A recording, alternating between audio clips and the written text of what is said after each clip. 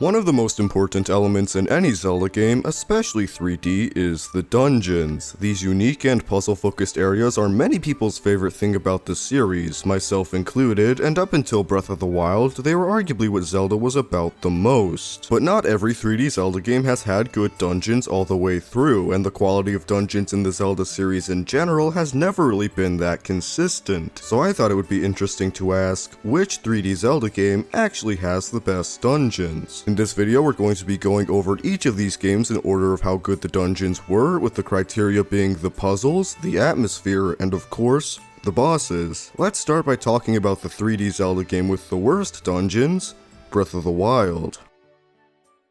The dungeons in Breath of the Wild aren't terrible on their own. Sure, the puzzles lack what made the other games so great and the dungeons don't look very good to begin with, but if there were a lot of unique ideas presented in these areas, or there was enough to even make them stand out, a lot more people would have enjoyed them. The problem is that the Divine Beasts are basically all the same. They all share the same gimmick of controlling a part of the dungeon, they're all visually identical, the bosses are repetitive and look the same as well, and even the puzzles within these dungeons feel more or less the same. The only thing unique to each Divine Beast is the music, and yes, the music in each Divine Beast is phenomenal, but that still doesn't make up for the lack of originality in each of these areas. The only good dungeon in Breath of the Wild at all is actually Hyrule Castle, which is barely even a dungeon at all, but at least it feels different from everything else and also has unique puzzles. There's not really that much to say about the dungeons in Breath of the Wild since they are all the same and there's only really 4 of them, so we'll leave it at that. The sequel to Breath of the Wild, Tears of the Kingdom, is the next game to talk about, and while the dungeons in this game still aren't great, they are a strong improvement to its predecessor. Every single dungeon in Tears of the Kingdom has a unique theme and identity with much more focused and original puzzles. The Lightning Temple in particular is actually on par with some of the old Zelda dungeons when it comes to puzzle solving, which isn't something I could say about any of the dungeons in Breath of the Wild. It is still worth pointing out though that most of the puzzles in Tears of the Kingdom's dungeons are pretty mediocre. The lack of important items or dungeon keys makes these areas way too open and simple, with most puzzles being super easy to solve in unintended ways. The Fire Temple in particular is way faster if the player just abuses the Ascend ability the whole way through instead of actually using the minecart gimmick, which had potential, and the novelty of being able to do stuff like this wears off pretty fast. The insane freedom given to the player in Tears of the Kingdom leads to a lot of problems in general, but the dungeons are affected far more than anything else,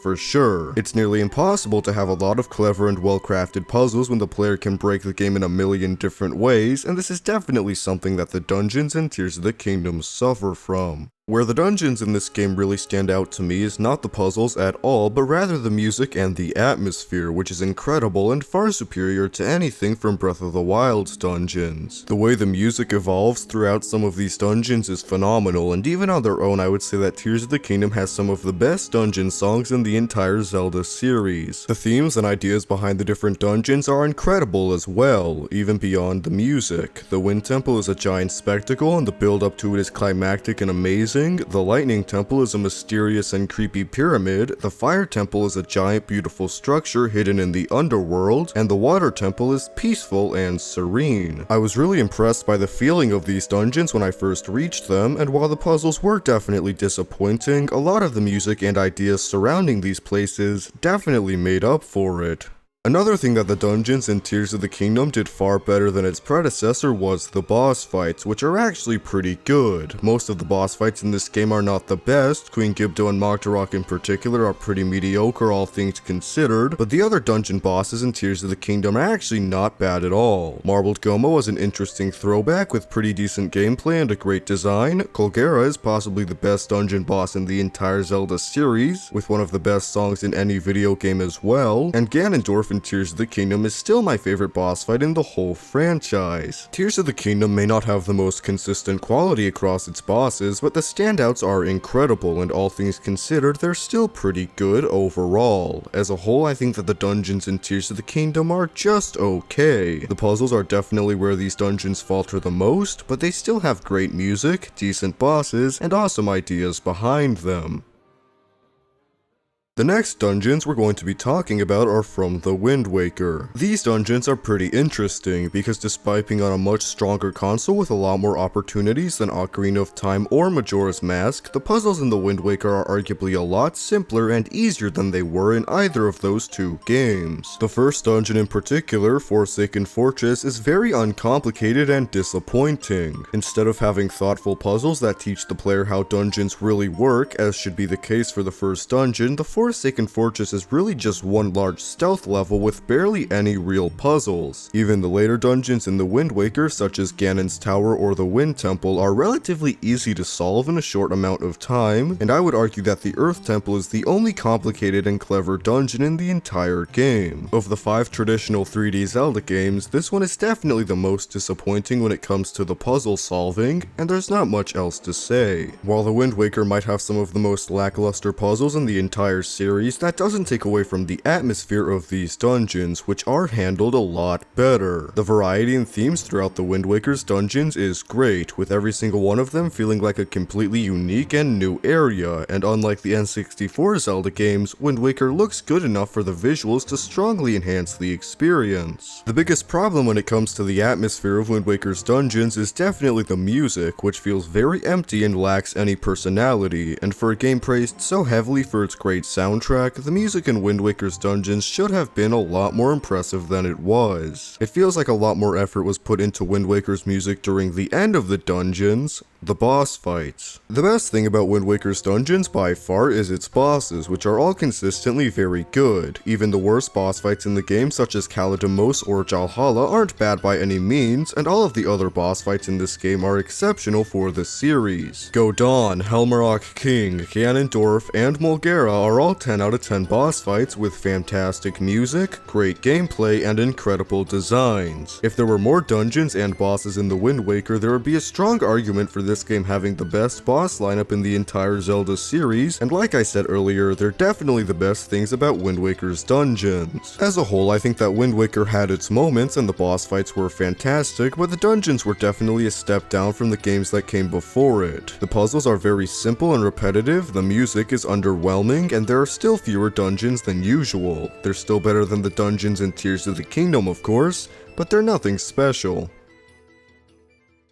The next Zelda game to talk about is Majora's Mask, and just like Ocarina of Time, this game had a lot of limitations, and most of the puzzles were relatively simple throughout the dungeons. Unlike Ocarina of Time, however, there are only 4 dungeons in total, and they start off a lot more complicated, with all 4 dungeons, while simple, still being some of the most challenging in the series. Great Bay Temple and Stone Tower Temple in particular are some of the hardest dungeons out there, even now, and they're also some of the best. Unfortunately, the first 2 dungeons, Snowhead Temple and Woodfall Temple, are far worse than the later dungeons in the game. Another big problem with the dungeons in Majora's Mask is that the quote-unquote key items that are used for puzzle solving are far less unique and interesting than they were in any of the other games. After Woodfall Temple, where you obtain the bow, every item the player gets in the dungeons is just another arrow variant, like the ice or fire arrows, instead of something original. The puzzle solving in Majora's Mask's dungeons wasn't bad, and it's arguably on par with Ocarina of Time, but the lack of interesting items is very disappointing. The atmosphere is definitely the best thing about the dungeons in Majora's Mask, but just like the puzzle solving, it's pretty poor in the first 2 dungeons. The music that plays during Snowhead Temple and especially Woodfall Temple is pretty mediocre, and the thematic ideas behind these 2 did have strong potential, but they weren't utilized very well. Luckily, the Great Bay Temple and Stone Tower Temple do make up for these dungeons by having some of the best music and atmosphere in the entire series, but it's still a big problem that of the 4 dungeons in Majora's Mask, 2 of them aren't very good in terms of music or atmosphere, which are the 2 biggest reasons that people even like this game in the first place.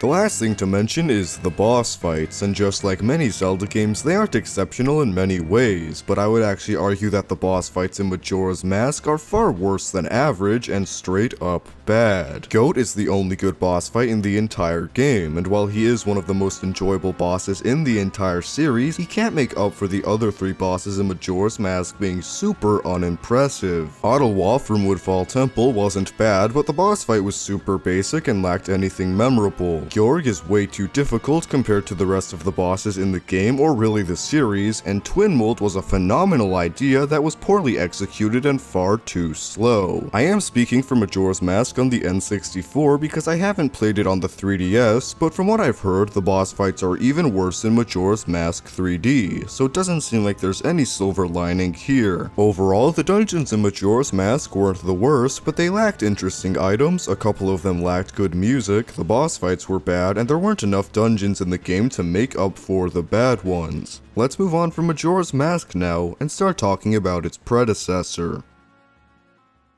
Ocarina of Time is the first 3D Zelda game, and because of that, the puzzles in the dungeons took a lot of risks, but they also had a lot of limitations. Most problems in these dungeons are either solved by pushing a block, killing all of the nearby enemies, or occasionally using a key item. And in comparison to most Zelda games, there isn't as much variety in the way that you can solve puzzles. Luckily, this problem is largely overshadowed by how well the dungeons and their difficulty evolve throughout the game, with the first 3 dungeons and even the 4th temple being relatively simple, and the later dungeons being much more complicated and challenging to solve. This difficulty scaling didn't always work out, with dungeons like the Water Temple being far too complicated, but it was usually great and one of the best things going for the game. On a less positive note, the biggest failure in terms of puzzle solving for Ocarina of Time was definitely the 2 mini dungeons, the bottom of the well and the ice cavern. The bottom of the well is essentially a giant troll level where you have to go back and forth through invisible walls for half an hour until you find the Lens of Truth, with basically 0 interesting puzzles or enemy encounters all the way through. And the Ice Cavern, while being much shorter and more tolerable, still introduces barely any new mechanics and feels like it's there to waste the player's time and do nothing else. These mini dungeons only take up an hour or so overall, so it's not extremely detrimental, but it is worth bringing up, since not every Zelda game really has a problem like this. The puzzle solving in Ocarina of Time may not be exceptional, but where the dungeons in this game really shine is the atmosphere and the music, which is some of the best in the entire series. What makes the dungeons in Ocarina of Time so memorable to me is that they feel completely different from the rest of the game. As the player explores the overworld, even as an adult, there's this feeling of adventure and optimism, but the second you enter a dungeon, that feeling completely disappears. And nearly every one of these dungeons has a very unforgiving and dark undertone.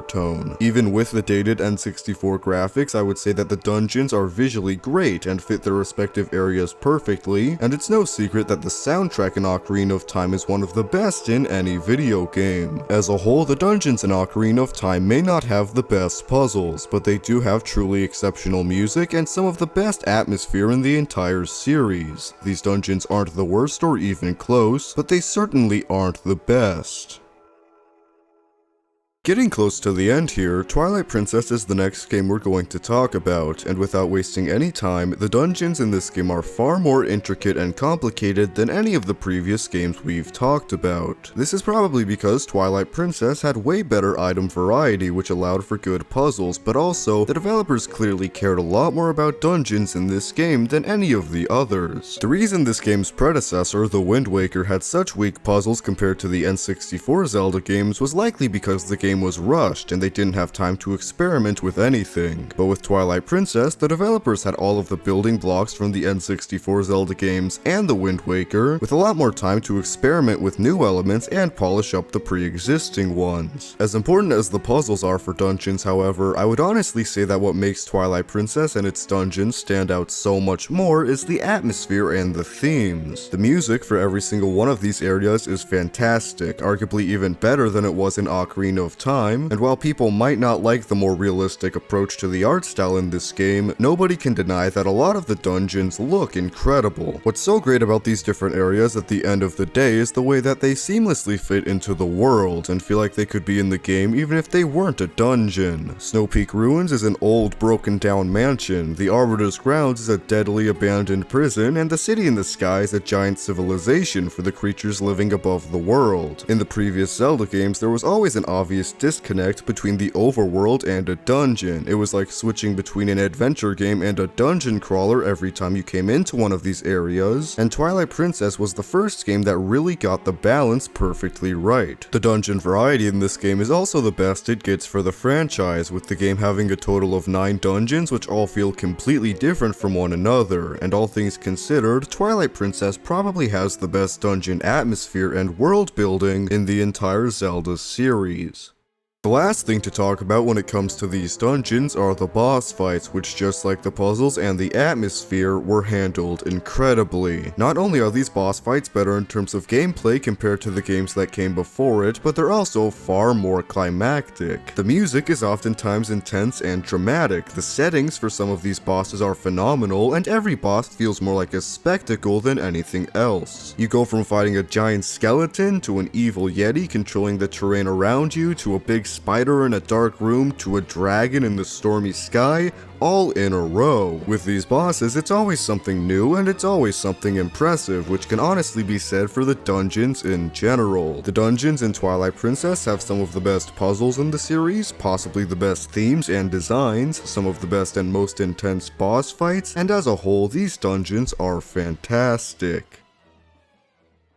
It may sound like a closed case by now. Twilight Princess has the best dungeons in the series, but I would actually argue that it's not so easy since there is one Zelda game that I think has better dungeons. Skyward Sword. The puzzles are definitely the highlight of Skyward Sword's dungeons, with nearly every single one of them having an interesting and unique gimmick. Skyview Temple took full advantage of the creative beetle item, the Lanayru mining facility allowed the player to switch the terrain from the present to the past seamlessly, and even the final dungeon allowed the player to tackle puzzles in any order they wanted by shifting the rooms around. There's a great list of items at the player's disposal in Skyward Sword at all times, with the traditional items in the series being used in better ways than before, and plenty of new and possibly better items which make the puzzles super unique. In general, it feels like Skyward Sword has the best puzzles that anybody could ask for.